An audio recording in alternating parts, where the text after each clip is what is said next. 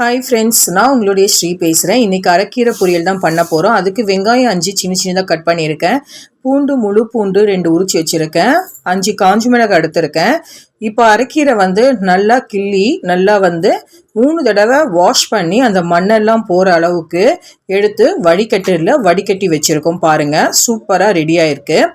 இப்போது ஒரு கடாய் எடுத்துக்கோங்க. ஒரு குழம்பு கரண்டி அளவுக்கு எண்ணெய் ஊற்றிட்டு நம்ம இப்போ எண்ணெய் சூடானதுக்கப்புறம் வெங்காயம் போட்டுக்கலாம். உங்களுக்கு வெங்காயம் ஒரு 5 கம்மியாக இருந்துச்சுன்னா நீங்கள் எக்ஸ்ட்ரா கூட ஒரு 5 ஆட் பண்ணிக்கலாம். இப்போ வெங்காயம் செவறதுக்கு ஒரு 1/4 ஸ்பூன் அளவுக்கு சால்ட் ஆட் பண்ணிக்கலாம்.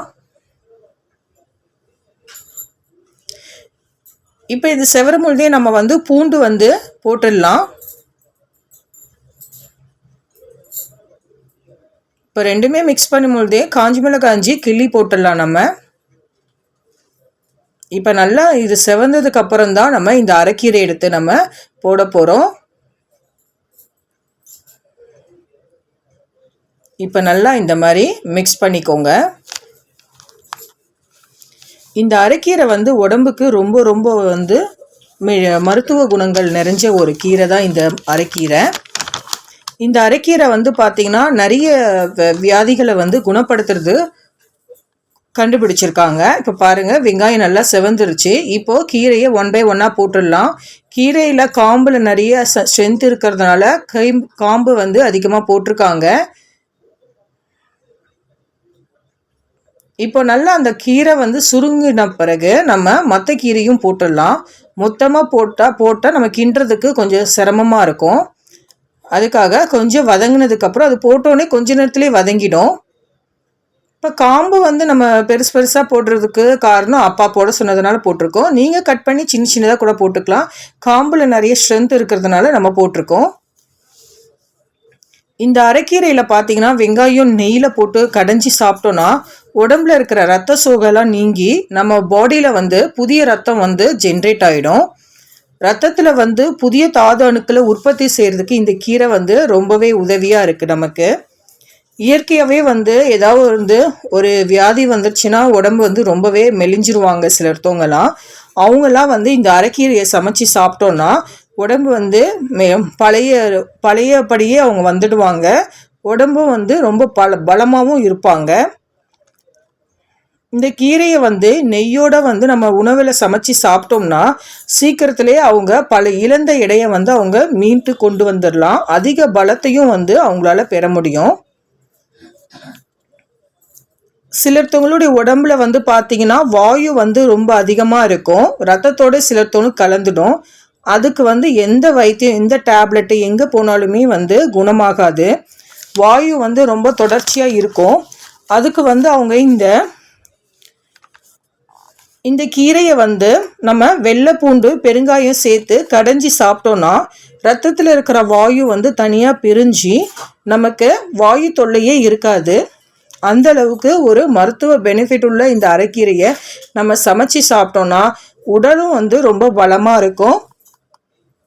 நெஞ்சு வலி, வயிற்று வலி, வயிற்று பொறுமல், கை கால் வலி, மூட்டு வலி போகிறதுக்கு இந்த அரைக்கீரை நமக்கு ரொம்பவே ஹெல்ப்ஃபுல்லாக இருக்குது. புதுதாக குழந்தை பிறந்தவங்களுக்கு தாய்ப்பால் சுரக்கிறதுக்கும் இந்த அரைக்கீரையை சமைச்சு சாப்பிட்டோன்னா நல்ல குழந்தைக்கு அவங்களால பால் கொடுக்கவும் முடியும். கண் கோளாறு, அப்புறம் பசி மந்தம், சளி இருமல் போகிறதுக்கும் இந்த அரைக்கீரையை சமைச்சு நம்ம சாப்பிட்டுடலாம். இப்போது கீரைக்கு தேவையான உப்பு பாதி இந்த மாதிரி குக்கானதுக்கப்புறம் கீரையில் உப்பு போட்டிங்கன்னா அது கரெக்டான பதத்துக்கு வரும். இப்போ அந்த கீரையை நம்ம சமைக்கும் பொழுதே அதில் தண்ணீர்லாம் வெளியில் வரும். அந்த தண்ணியெலாம் கொஞ்சம் சுண்ணதுக்கப்புறம் நம்ம எடுத்து நம்ம சர்வ் பண்ணலாம் வீட்டில் இருக்கிறவங்களுக்கு.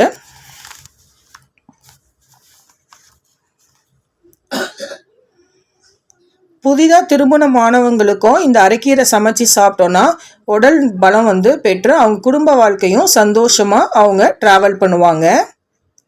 பாருங்கள், கீரை நல்லா வெந்துடுச்சு. சிலத்தவங்க ஆஃப் பாயிலில் சாப்பிடணுன்னு ஆசைப்படுறவங்க பாதியிலே இறக்கிடலாம். இப்போ எனக்கு நல்லா குக் ஆகணுன்றதுனால நான் நல்லா குக் பண்ணுறேன். இந்த மாதிரி எல்லாத்தையும் போட்டிங்கன்னா நடுவில் அந்த தண்ணி நின்றுடும். தண்ணி ஓரளவுக்கு சுடின பிறகு நீங்கள் இறக்கி நீங்கள் எல்லாருக்கும் சர்வ் பண்ணலாம்.